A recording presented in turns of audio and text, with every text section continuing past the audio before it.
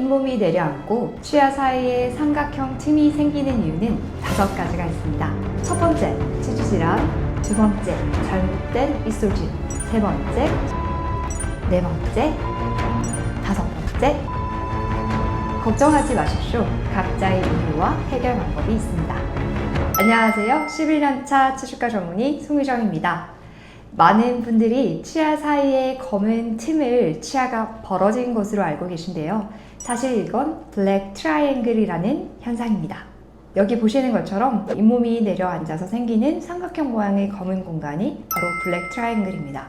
이러한 블랙 트라이앵글을 방치하게 된다면 계속해서 음식물이 끼이고 입속 냄새의 원인이 되며 치주 질환을 더 악화시킬 수 있습니다. 그리고 드문 경우에는 이러한 치주 질환이 더 발전을 하여서 치아가 흔들리거나 빠질 수도 있습니다.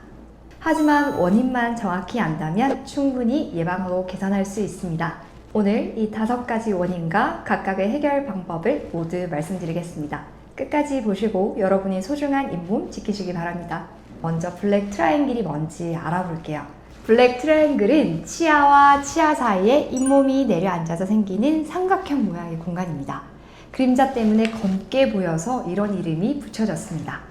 사진을 보시게 되면 정상적으로는 잇몸이 치아 사이를 가득 채우고 있는데 블랙 트라이앵글이 생기게 되면 V자 공간이 생기게 됩니다. 그럼 이제 원인을 하나씩 알아보도록 하겠습니다. 치주과 전문의로서 가장 먼저 말씀드리고 싶은 것은 바로 치주 질환입니다. 블랙 트라이앵글이 가장 큰 원인 중 하나가 바로 치주 질환이기 때문입니다. 치주 질환이 생기게 되면 잇몸뼈가 녹아내리게 됩니다. 그러면 잇몸뼈가 녹아내리면서 치아와 치아 사이에 블랙 트라이앵글이 생기게 됩니다. 잇몸뼈는 치아와 잇몸을 받쳐주는 기둥 같은 역할을 합니다. 이 기둥이 녹게 되면 당연히 잇몸도 내려갈 수밖에 없습니다. 환자분들이 양치할 때 피가 납니다. 잇몸이 내려간 것 같아요 라고 많이들 말씀하세요. 사진을 보시면 치주 질환 단계별 블랙 트라이앵글 진행 과정이 나타나게 됩니다. 치주 질환이 진행될수록 블랙 트라이앵글 또한 많이 커지게 됩니다.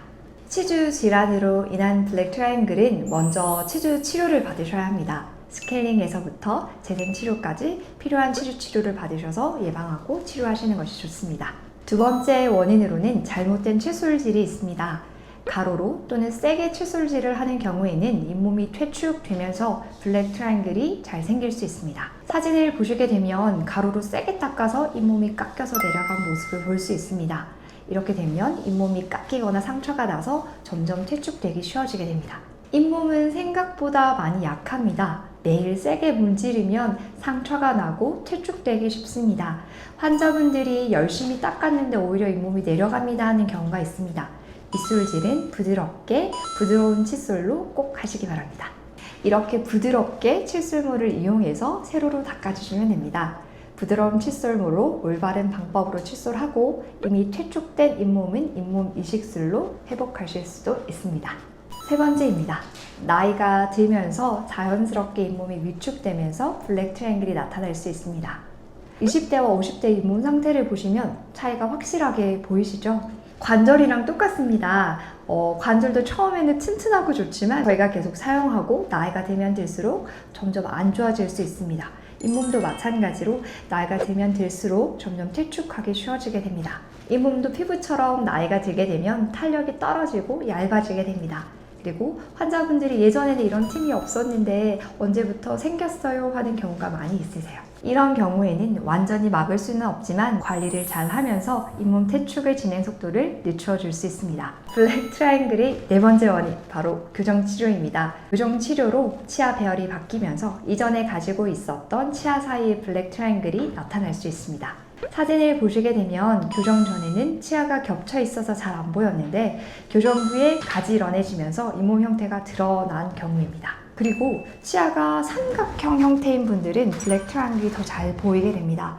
환자분들은 교정 끝나고 나니까 치아 사이에 틈이 보여요 라고 말씀하시는 경우도 많습니다.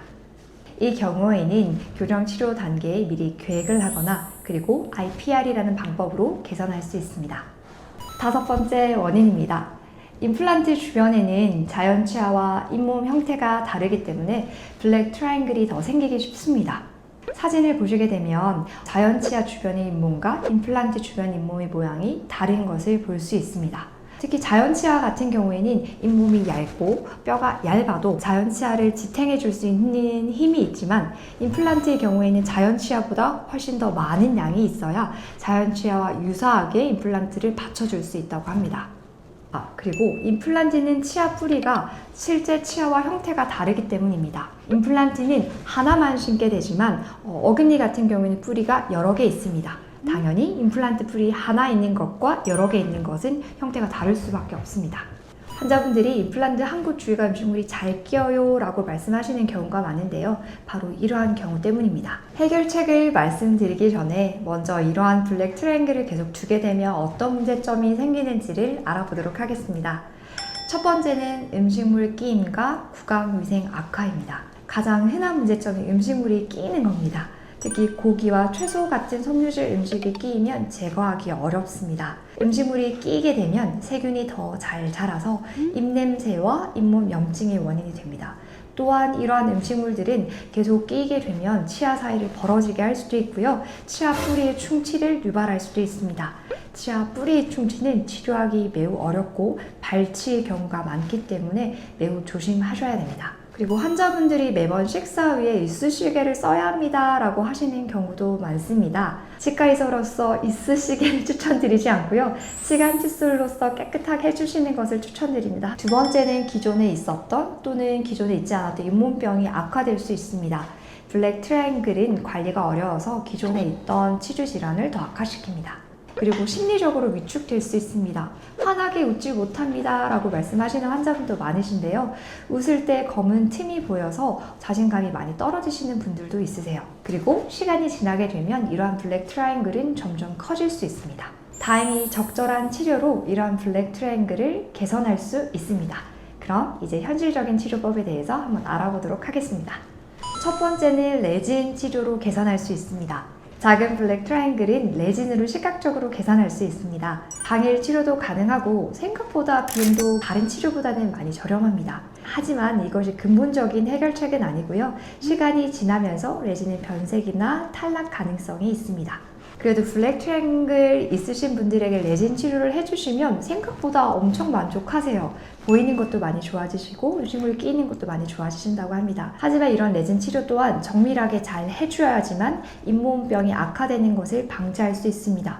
레진 치료가 잘못되면 잇몸을 누르고 잇몸 염증을 더 악화시키는 경우가 있기 때문입니다. 그래서 레진 치료도 잘 받으시길 바랍니다.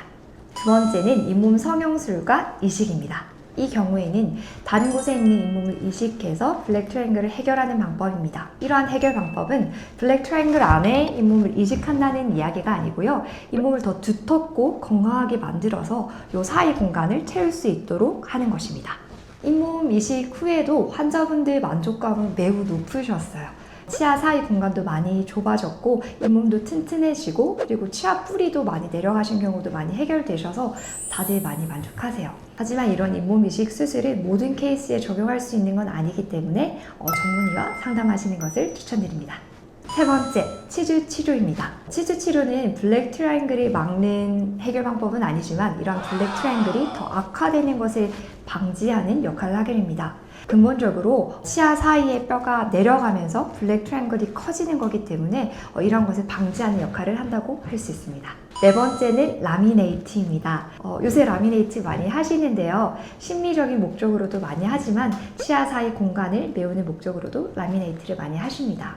이러한 라미네이트는 치아 사이를 막는 역할도 하긴 하지만 앞서 말씀드렸다시피 세모와 비슷한 치아 모양을 약간 동그랗게 만들어 주어서 치간 사이를 막는 역할도 하게 됩니다. 그리고 요즘 같은 경우에는 치아를 최소로 삭제해도 라미네이트가 가능하기 때문에 많이들 선호하는 방식입니다. 마지막으로는 IPR입니다. 앞서 말씀드렸다시피 교정 치료할 때 고려할 수 있는 방법이 바로 IPR이라고 설명드렸는데요.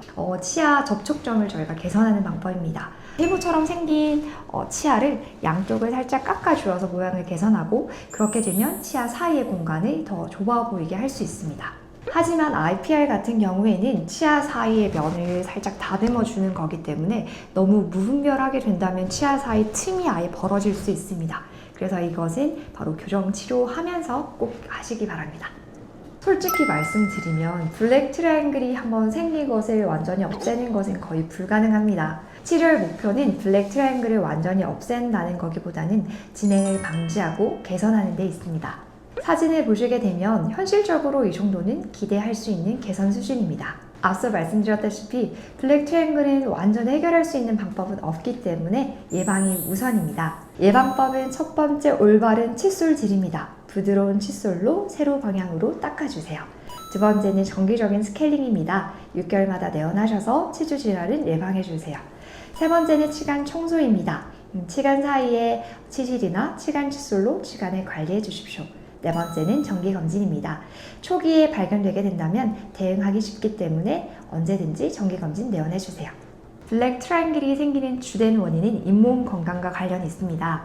치주 질환, 잘못된 칫솔질, 나이에 따른 변화, 교정이나 임플란트 등 5가지 원인을 말씀드렸는데요. 가장 강조하고 싶은 건 잇몸 건강 관리가 가장 중요하다는 것입니다. 블랙 트라이앵글은 단순히 미용상의 문제가 아니라 잇몸 건강의 신호일 수 있거든요. 만약 여러분도 블랙 트라이앵글로 고민 중이시라면 지금 당장 치주과 전문의에게 진단받아 보십시오. 원인에 따라 치료법도 달라질 수 있습니다. 건강한 잇몸으로 평생 자신 있는 미소를 지으시기 바랍니다. 지금까지 슬기로운 잇몸 생활 송유정이었습니다. 감사합니다.